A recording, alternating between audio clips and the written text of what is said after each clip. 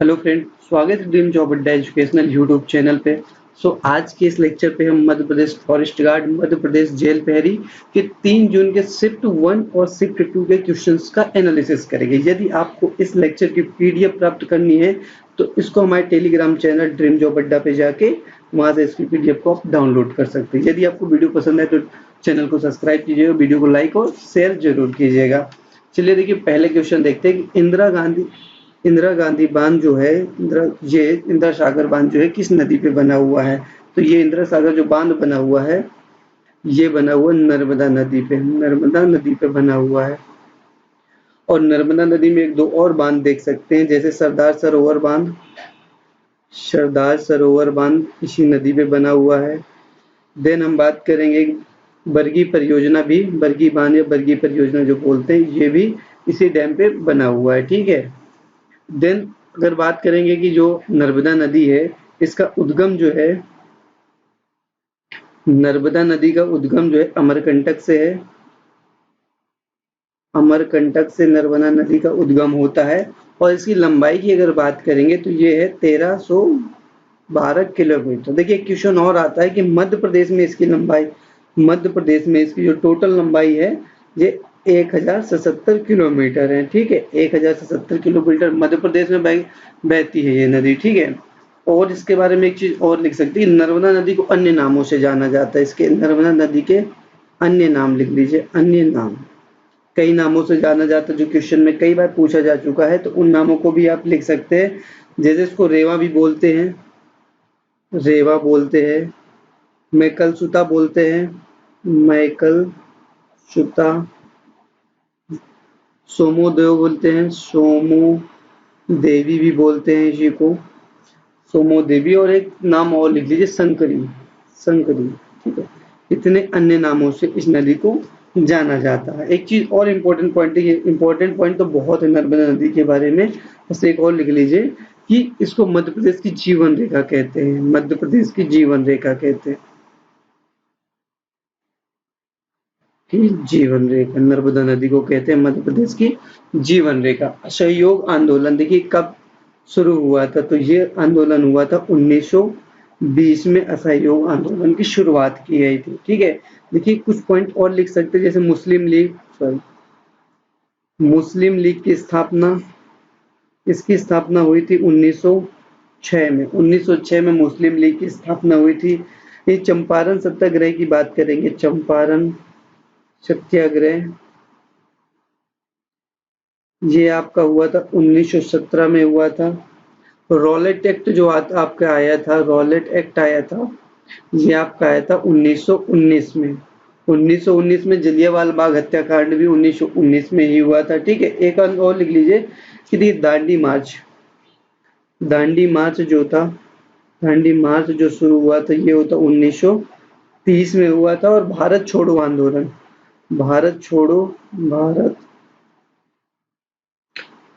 आंदोलन ये हुआ था 1942 में।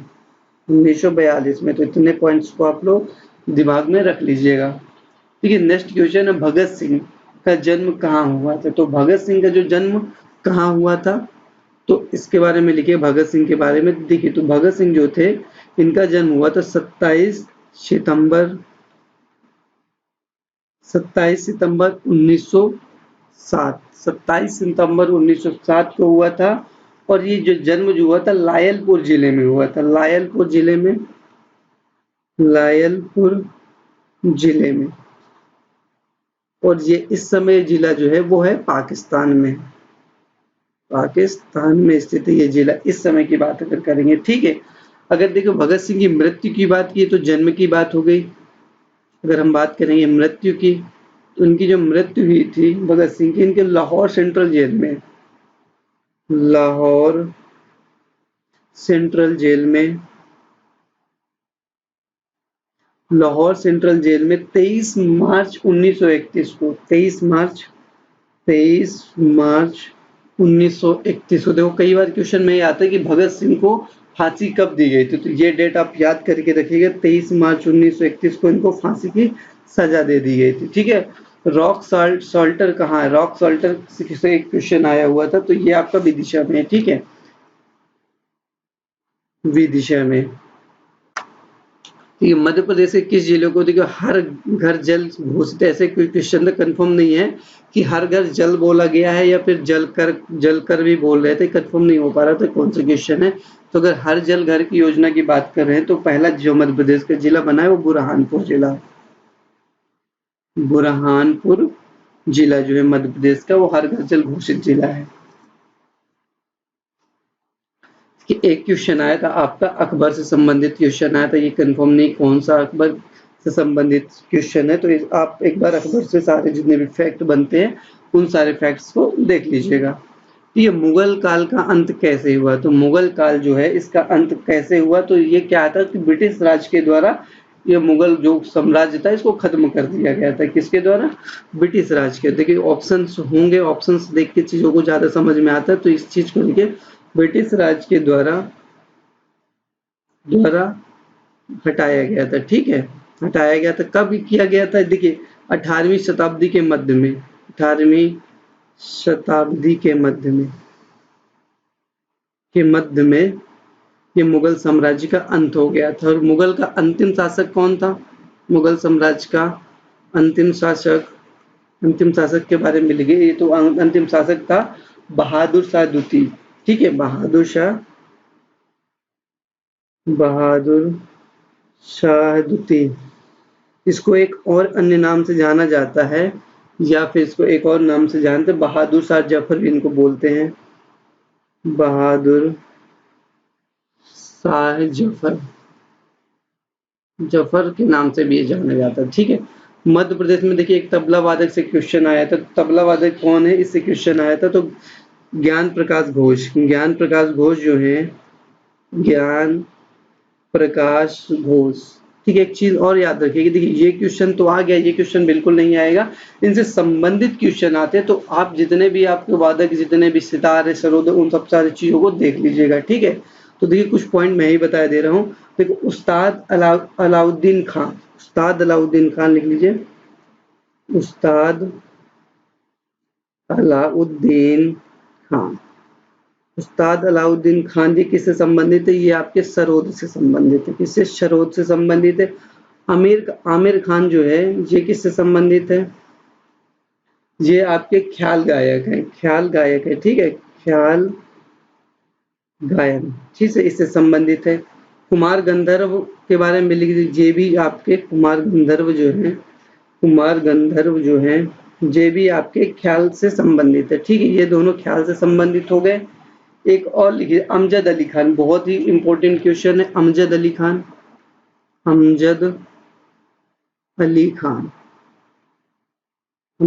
खान जो है ये सरोद से रिलेटेड, सरोद।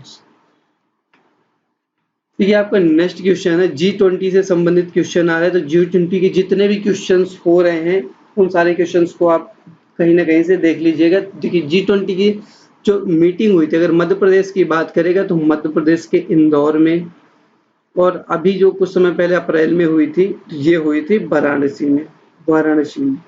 तो आप ऑप्शन देख के चीजों को एलिमिनेट कर लीजिएगा। देखिए जीडीपी और एनडीपी में अंतर क्या है? अब देखो इसके लिए तो आपको ऑप्शन देख के ही बताना पड़ेगा, लेकिन फिर भी मैं एक बेसिक आइडिया दे दे रहा हूँ जीडीपी और एनडीपी में अंतर क्या होता है। देखिए जीडीपी के बारे में एक चीज लिखे कि जीडीपी जो वो इसको क्या बोलते हैं, सकल घरेलू उत्पाद बोलते हैं। जीडीपी जो होता है सकल घरेलू उत्पाद। ठीक है, जीडीपी जो होता है सकल घरेलू उत्पाद होता है। ये क्या होता है? किसी देश के घरेलू क्षेत्र के अंदर उत्पादित वस्तु या सेवाओं का मूल्य होता है। ठीक है, किसी देश के घरेलू क्षेत्र के अंदर उत्पादित वस्तु या सेवाओं का मूल्य होता है। आप लिख लीजिएगा। ठीक है, और अगर बात करेंगे तो ये पूंजीगत स्टॉक जो होते के मूल्यह्रास इसमें शामिल होते हैं। ठीक है, जीडीपी में ही पूंजीगत स्टॉक के मूल्यह्रास शामिल होते हैं। एक चीज और इसमें लिखिएगा कि वित्तीय वर्ष के दौरान होता है, किस वित्तीय वर्ष के दौरान किसी देश में उत्पादित वस्तुओं और सेवाओं का की मात्रा होती है। ठीक है, यही एनडीपी की बात करेंगे तो ये होता है सकल राष्ट्रीय उत्पाद। एनडीपी जो होता है सकल राष्ट्रीय उत्पाद होता है, सकल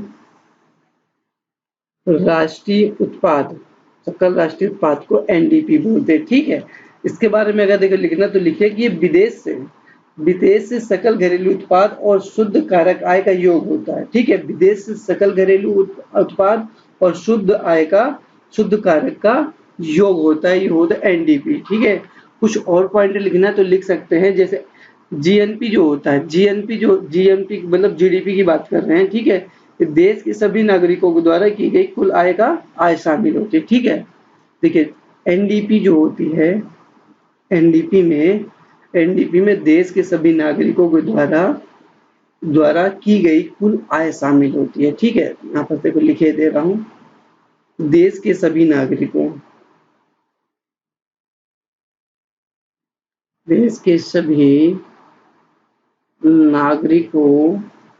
द्वारा की गई कुल आय शामिल होती है इसमें। ठीक है, ये जीडीपी की बात करेंगे तो इसमें घरेलू अर्थव्यवस्था के अंदर विदेशियों की आय शामिल होती है। ठीक है, घरेलू अर्थव्यवस्था के अंदर। ठीक है, तो इतने पॉइंट्स आप याद रखिएगा।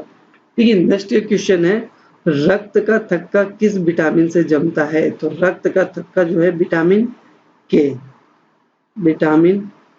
के जो होगा, इससे आपका रक्त का थक्का जमता है। ठीक है, कुछ विटामिन आप लिखिए, जैसे कुछ विटामिन वसा में घुलनशील है, वसा में घुलनशील विटामिन जो है, जैसे आप इसको याद करने की ट्रिक क्या थी, कीड़ा यानी KEDA। ये 4 विटामिन ऐसे हैं जो कि आपके वसा में घुलनशील है, और कुछ विटामिन है जो पानी में घुलनशील। ठीक है, इसके अलावा जो भी विटामिन है, जैसे विटामिन बी बच गया, विटामिन सी, ये विटामिन जो है आपके वाटर में घुलनशील है। शिक्षा का अधिकार किस अनुच्छेद में है? तो ये आर्टिकल अनुच्छेद 21A में शिक्षा के अधिकार को जोड़ा गया है। ठीक है, शिक्षा का अधिकार आपका आर्टिकल 21A है। और एक चीज और याद रखिएगा, 86वां संविधान संशोधन से इसको जोड़ा गया। तो 86वां संविधान संशोधन में इसको जोड़ा गया था, संशोधन से जोड़ा गया।